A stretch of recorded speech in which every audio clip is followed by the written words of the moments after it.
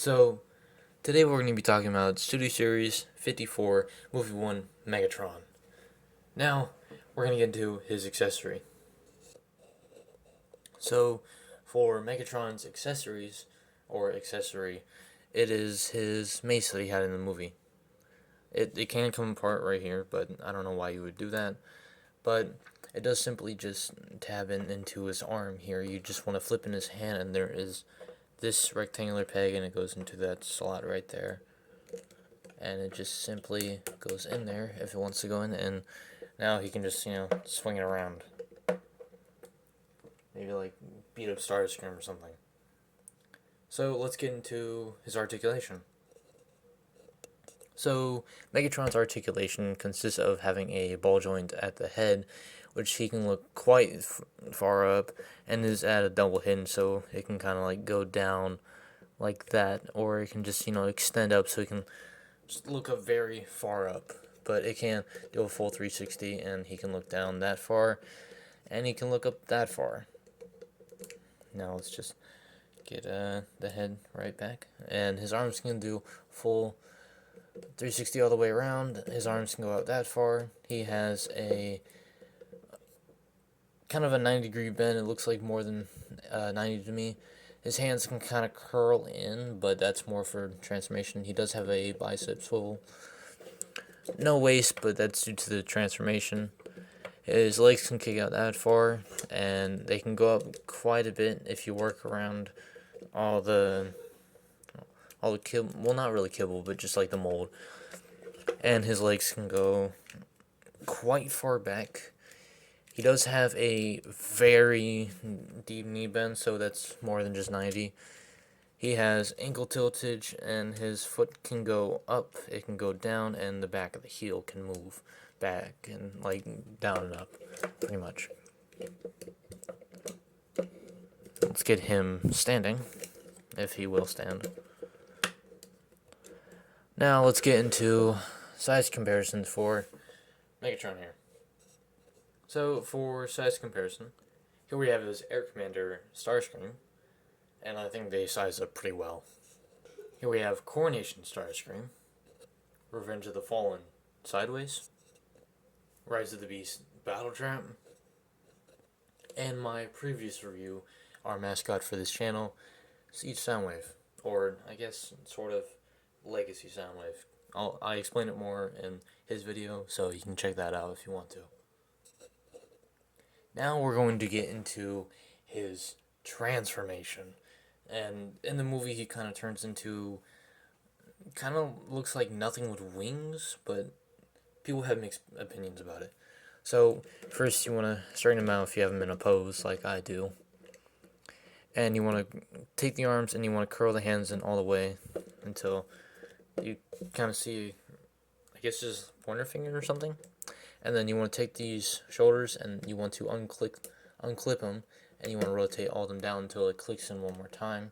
You want to do the same thing for this side, so unclip it and then reclip it back into the different slot. Then you want to come to the back and untab all that and just fold all of that down. Well, not completely down, so you don't snap the plastic. And then you want to take all this out, take the entire cockpit out, and then just straighten all of it out, pecking it all together. Now you want to grab the head, turn it around, and then use that double joint to just slide it in further. And then you want to move the arms up, rotate them, do the same for the other side, so lift it up, rotate, and then you want to bring this back section back into place, and you want to click it in by those two tabs right there.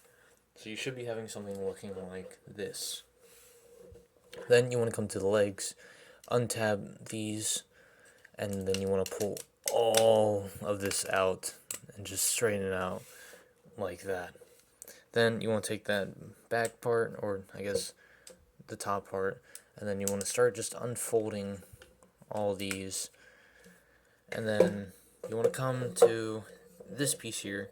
There is a tab here, and there is a slot right there, and you want to tab that in to where it kind of just looks like a wing. Now you can just kind of like adjust this a little bit if you don't like how certain parts of the wing look, but that just cause for this to untab, and you don't really want this untabbing. And then you want to grab this part and you want to unclip it from this slot because that goes into there, and then you just want to rotate it all the way back for now.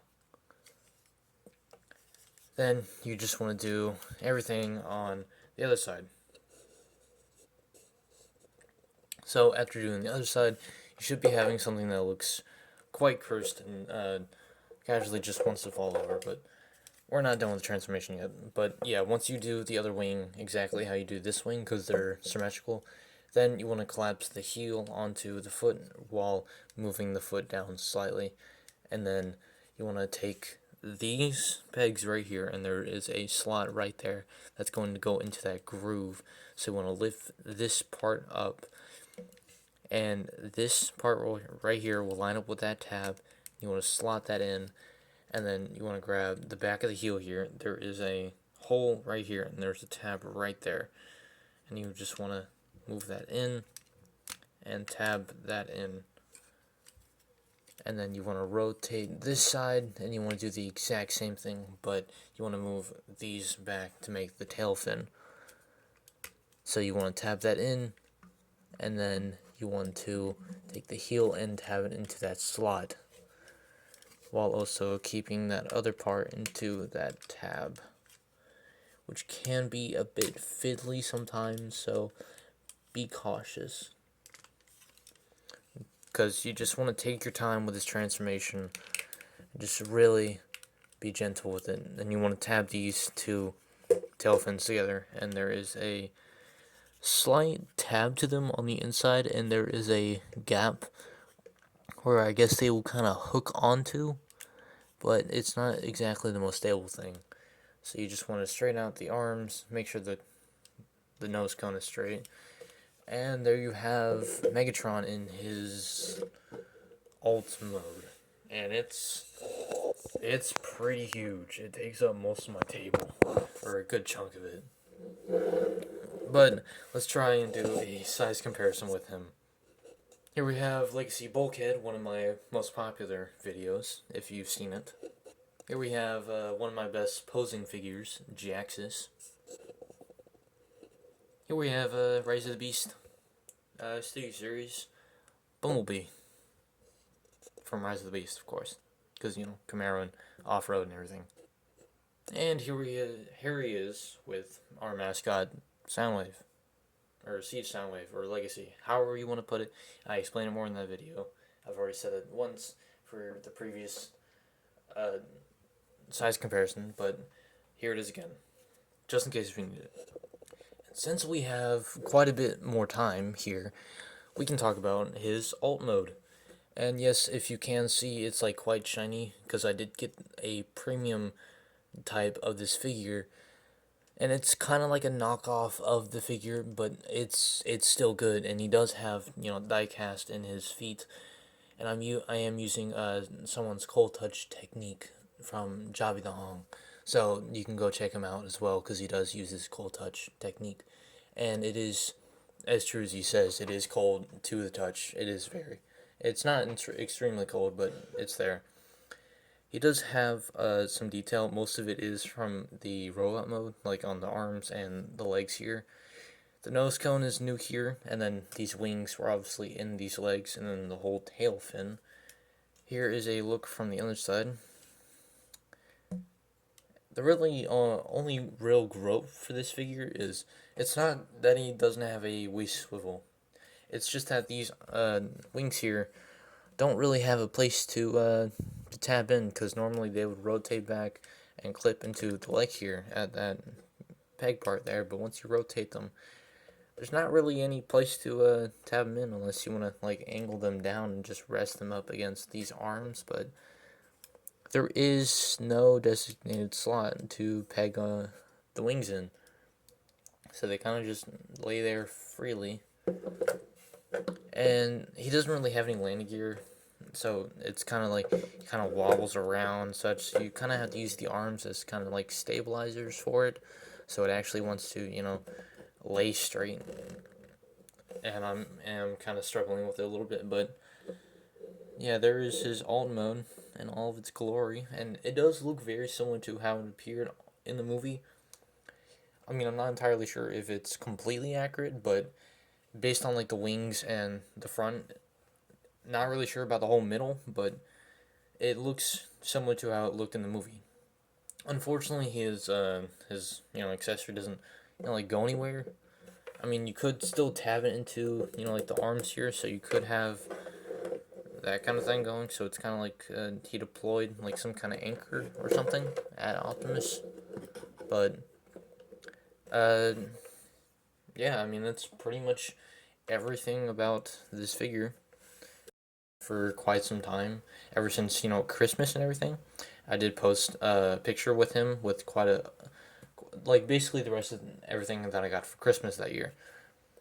But we are going into 2024 strong with the figures that I have gotten, like Soundwave, even though I've owned him before New Year's. But yeah, I mean, that's Megatron for you. He is a good figure in my opinion, though, and I do suggest that you pick him up. There is a premium version of him, but I do see that he goes out for quite a bit of price. I am thinking about getting the Revenge of the Fallen Megatron soon, but at the moment I am trying to get a Rise of the Beast Scourge, and I am also very recently getting a Road Hauler. It's from the Velocitron line, kind of like Tuxtron here. He's kind of like the mold for Scourge. But yeah, that has been my review for City Series 54 Megatron from the first Transformers movie, which is still a good movie to this day. And I've watched it. It's good. Watch it somehow watch it, please. The movie, some of the Bayverse movies aren't the greatest, but the first one, it's always going to be remembered. I mean, it's a good movie. But that has been my review for Megatron here, and I'll see you in my next review. Peace out.